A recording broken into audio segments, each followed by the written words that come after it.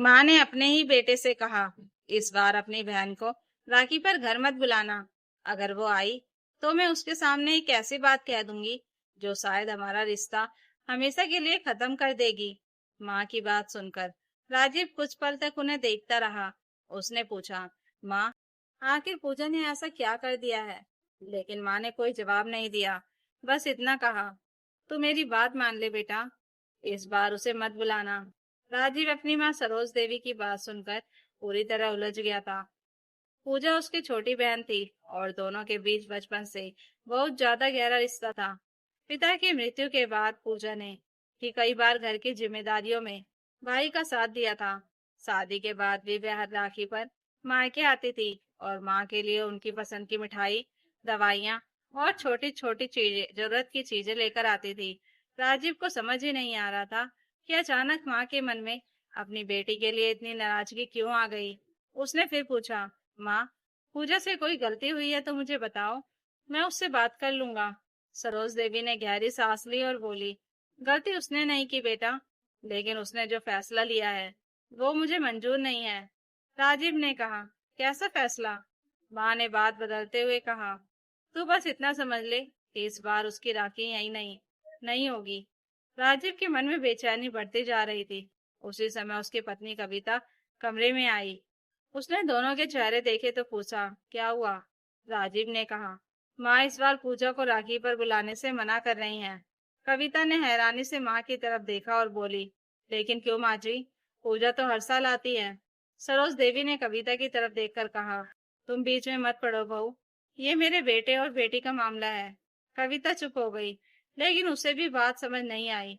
रात को खाना खाते समय घर का माहौल अजीब था। सरोज देवी चुपचाप खाना खा रही थी। राजीव बार बार माँ की तरफ देख रहा था। आखिर उसने कहा, माँ, अगर पूजा से इतनी बड़ी नाराजगी है तो कम से कम मुझे सच बता दो। सरोज देवी ने थाली एक तरफ रख दी और बोली, सच सुनना चाहता है तो सुन। तेरी बहन ने पिछले साल जो किया था उसे मैं आज तक नहीं भूली। राजीव ने तुरंत पूछा, पिछले साल? उसने क्या किया था? माँ बोली, जब तेरे पिताजी की बरसी थी तब पूजा ने मुझे एक बात कही थी। उसने कहा था कि अब इस घर को बेच देना चाहिए। राजीव कुछ पल चुप रहा। उसे यह बात याद नहीं थी। उसने कहा, लेकिन माँ, उसने ऐसा क्यों कहा होगा? सरोज देवी बोली, क्योंकि उसे लगता है कि यह घर मेरे लिए बोझ है। उसे लगता है कि मैं अकेली हूँ और इस घर को बेचकर कहीं छोटा घर ले लूं। कविता ने धीरे से कहा, माँ जी, शायद पूजा ने आपकी सुविधा के लिए कहा होगा।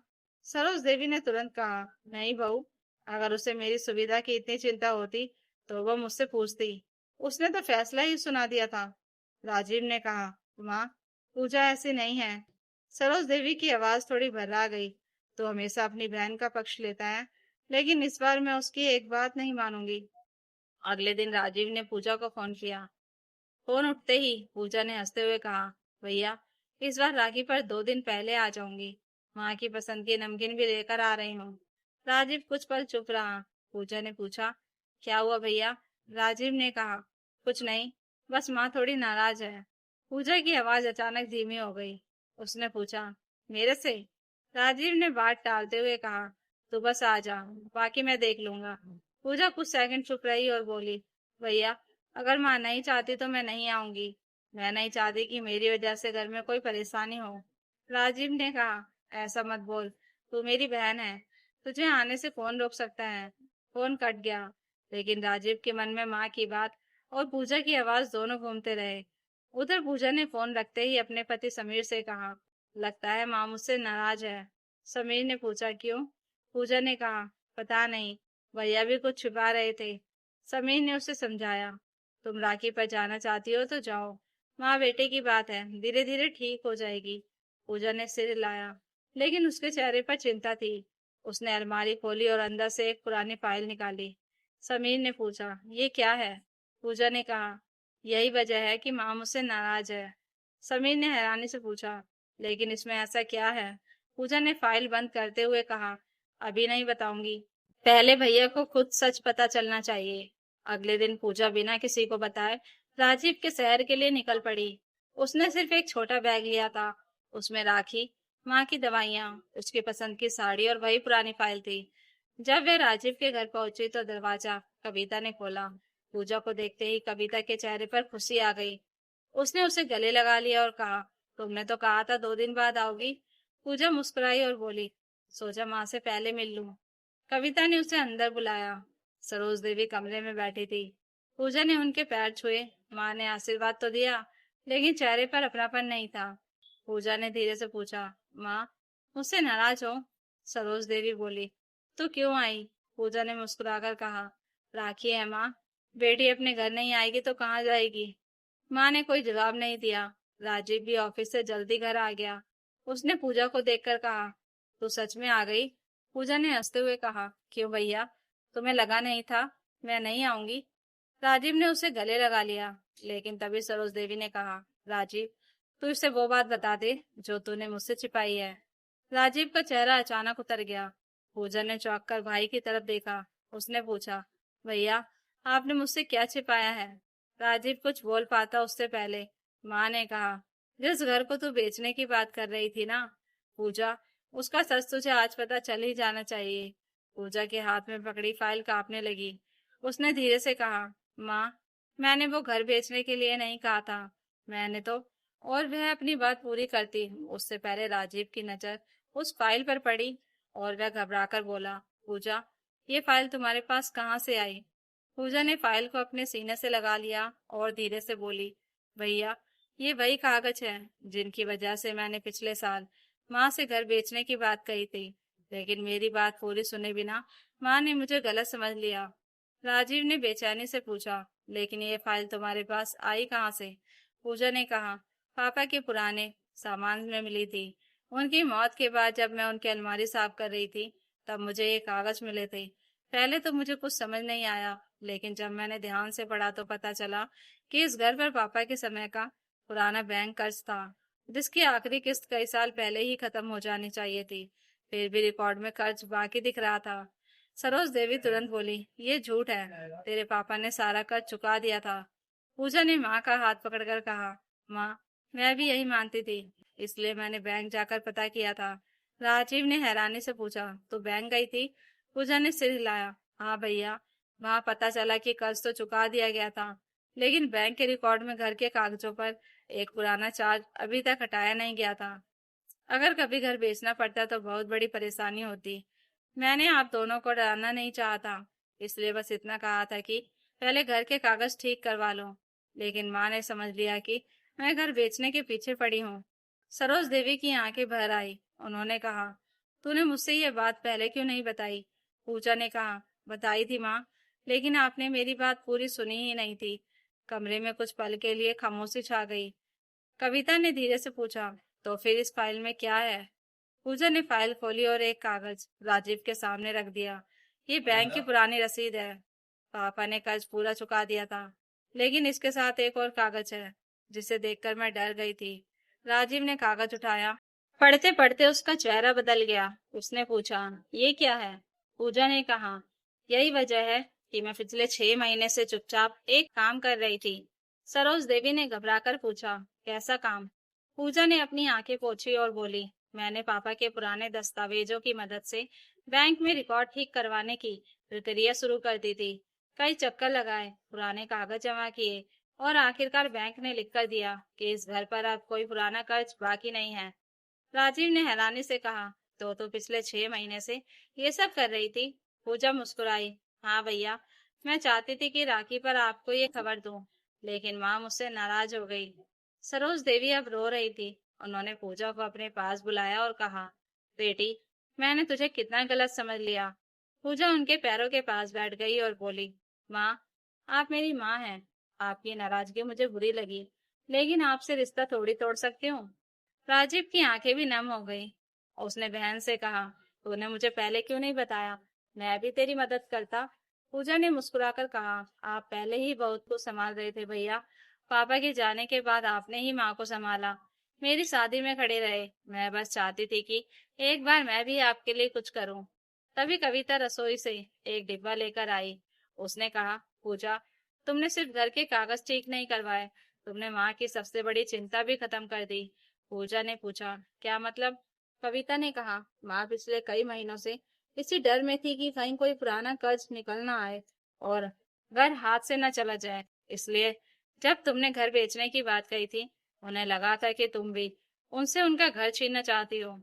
पूजा ने माँ की तरफ देखा। सरोज देवी ने सिर झुका लिया। उन्होंने कहा, मैं डर गई थी बेटी। मुझे लगा था शादी के बाद तू बदल गई है। लगा कि अब तेरा अपना घर है और हमारा घर तुझे बोझ लगता है। पूजा ने तुरंत माँ का हाथ पकड़ लिया। माँ, बेटी की शादी हो जाती है, लेकिन माँ का घर उसके लिए कभी पराया नहीं होता। राजीव ने बहन को गले लगा लिया। फिर उसने मजाक में कहा, लेकिन अब राखी बांधने से पहले मुझे बताना पड़ेगा कि फाइल में और कोई बम तो नहीं है। पूजा हंस पड़ी। माहौल पहली बार हल्का हुआ। लेकिन तभी पूजा ने अपने बैग से एक छोटा डिब्बा निकाला और माँ के सामने रख दिया। सरोज देवी ने पूछा, ये क्या है? पूजा ने कहा, खोलकर देखिए। डिब्बे में उनके पति की पुरानी घड़ी थी। सरोज देवी उसे देखते ही रो पड़ी। ये तेरे पापा की घड़ी है। ये तो मुझे कहीं मिली ही नहीं। पूजा ने कहा, पापा की अलमारी में थी। मैंने इसे ठीक करवाया है। राखी पर मैं आपको साड़ी देने वाली थी, लेकिन फिर लगा कि इससे ज्यादा कीमती चीज आपको पापा की याद होगी। सरोज देवी ने घड़ी को दोनों हाथों से पकड़ लिया। उनके आंसू रुक नहीं रहे थे। उन्होंने पूजा को गले लगाकर कहा, आज तूने मुझे दो चीजें दी हैं, एक मेरे घर का सुकून और दूसरी मेरे पति की आखिरी निशानी। पूजा ने माँ के आंसू पोंछे और कहा, माँ, मैंने कुछ नहीं दिया, बस आपका अपना सामान आपको दिया है। उसी समय राजीव का फोन बजा। बैंक से संदेश आया था कि घर के पुराने रिकॉर्ड की प्रक्रिया पूरी हो गई है और अब उस पर कोई लंबित चार्ज नहीं है। राजीव ने संदेश माँ और पूजा दोनों को दिखाया। सरोज देवी ने हाथ जोड़कर ऊपर देखा और कहा, तेरे पापा आज होते तो अपनी बेटी पर गर्व करते। पूजा मुस्कुराई, लेकिन उसकी आंखों से आंसू बह निकले। फिर उसने राखी की थाली उठाई और भाई के सामने बैठ गई। राजीव ने हाथ आगे बढ़ाते हुए कहा, चल बहन, अब राखी बांध। इस बार गिफ्ट मैं दूंगा। पूजा ने हंसकर कहा, मुझे गिफ्ट नहीं चाहिए भैया। राजीव बोला, क्यों? पूजा ने कहा, क्योंकि मुझे जो चाहिए था वो आज मिल गया। माँ का भरोसा और मेरा भाई पहले जैसा। सरोज देवी ने दोनों को एक साथ देखा और उनके चेहरे पर पहली बार सच्ची मुस्कान लौट आई। लेकिन राखी बांधने से ठीक पहले पूजा ने अपने बैग से एक और कागज निकाला और राजीव के सामने रख दिया। राजीव ने उसे पढ़ा तो उसकी आंखें फैल गई। उसने पूछा, पूजा, तूने ये भी कर दिया? पूजा बस मुस्कुराई और बोली, भैया, अभी तो राखी बाकी है। राजीव ने कागज हाथ में लेकर पूजा की तरफ देखा और पूछा, तूने ये भी कर दिया? पूजा मुस्कुराई, हाँ भैया, लेकिन पहले राखी बांधने दो, फिर बताऊंगी। उसने राजीव की कलाई पर राखी बांधी, माथे पर तिलक लगाया और बोली, बस हमेशा खुश रहना। राजीव ने बहन को गले लगाकर कहा, अब बता, आखिर इस कागज में क्या है? पूजा ने धीरे से कहा, भैया, पिछले साल जब मैंने माँ से घर बेचने की बात की थी, तब मेरी बात का एक हिस्सा आपने भी नहीं सुना था। मैंने घर बेचने को इसलिए नहीं कहा था कि मुझे ये घर नहीं चाहिए था, बल्कि इसलिए कहा था क्योंकि मैंने देखा था कि माँ हर महीने घर के रखरखाव और पुराने खर्चों को लेकर परेशान रहती हैं। मैंने सोचा था कि अगर घर का कुछ हिस्सा किराए पर दे दिया जाए तो माँ को हर महीने सहारा मिल सकता है। लेकिन माँ को लगा कि मैं उनका घर छीनना चाहती हूँ। राजीव ने हैरानी से पूछा, तो ये कागज? पूजा ने कहा, ये उसी का है। राजीव ने पढ़ा तो उसके घर के सामने बने खाली हिस्से को किराए पर देने की अनुमति और उससे होने वाली आमदनी का हिसाब था। पूजा ने बताया कि उसने पिछले कई महीनों से एक भरोसेमंद परिवार से बात की थी, जो घर के आगे वाले हिस्से को किराए पर लेना चाहता था। इससे हर महीने इतनी रकम आती थी कि माँ की दवाइयाँ, बिजली पानी और घर के छोटे खर्च आराम से निकल सकते थे। सरोज देवी ने तुरंत कहा, लेकिन बेटी, तूने इतना सब अकेले क्यों किया? पूजा ने उनका हाथ पकड़कर कहा, क्योंकि मैं चाहती थी कि आपको किसी के सामने हाथ न फैलाना पड़े, ना मेरे सामने ना भैया के सामने। राजीव की आंखों से आंसू निकल आए। उसने कहा, मैं खुद को बड़ा भाई समझता रहा, लेकिन तूने कितनी चीजें चुपचाप संभाल ली। पूजा हंसते हुए बोली, भैया, बड़ा भाई होना सिर्फ आपकी जिम्मेदारी नहीं है, बहन भी कभी कभी अपने भाई की ढाल बन सकती है। कविता भी भावुक हो गई। उसने पूजा से कहा, तुमने माँ को सिर्फ उनका घर नहीं लौटाया, उनका भरोसा भी लौटा दिया। सरोज देवी ने पूजा को अपने पास बैठाया और कहा, बेटी, मैंने तुझे गलत समझकर बहुत बड़ी गलती की। मुझे लगा शादी के बाद तू बदल गई है, लेकिन आज समझ आया कि तू बदली नहीं, बल्कि बड़ी हो गई है।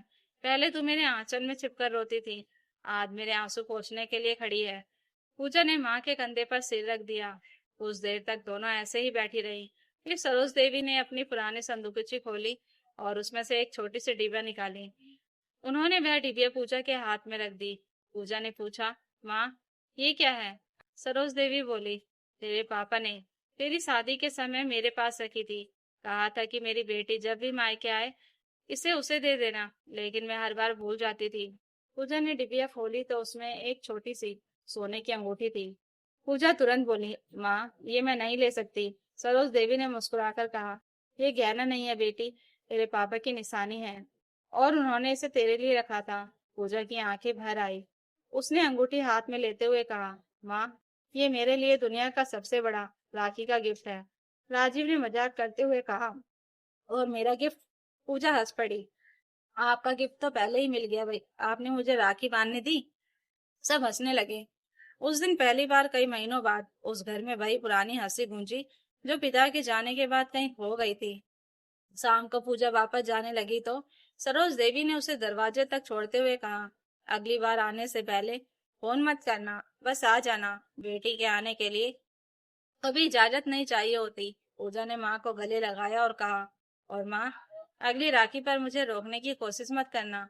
सरोज देवी ने मुस्कुराकर कहा, अब तो मैं खुद तेरी राह देखूंगी। राजीव ने बहन का बैग गाड़ी में रखा और बोला, अगली बार फाइल लेकर मत आना। पूजा ने हंसकर कहा, ठीक है, अगली बार सिर्फ मिठाई लेकर आऊंगी। गाड़ी आगे बढ़ी तो सरोज देवी दरवाजे पर खड़ी उसे देखती रही। उनकी आंखों में आंसू थे, लेकिन इस बार वो आंसू दुख के नहीं, गर्व के थे। उन्हें समझ आ गया था कि बेटी शादी के बाद घर से जाती जरूर है, लेकिन अपने मायके से उसका रिश्ता कभी खत्म नहीं होता। और पूजा भी उस दिन एक बात लेकर वापस गई। राखी पर भाई की कलाई सिर्फ धागा नहीं बांधा जाता, कभी कभी बहन अपने भाई के मुश्किल समय में पूरा हाथ थाम लेती है। तो दोस्तों, अगर आपको यह कहानी अच्छी लगी हो तो कमेंट करके जरूर बताइएगा और नई कहानियों के लिए चैनल को सब्सक्राइब जरूर कर लीजिएगा। Thank you for watching.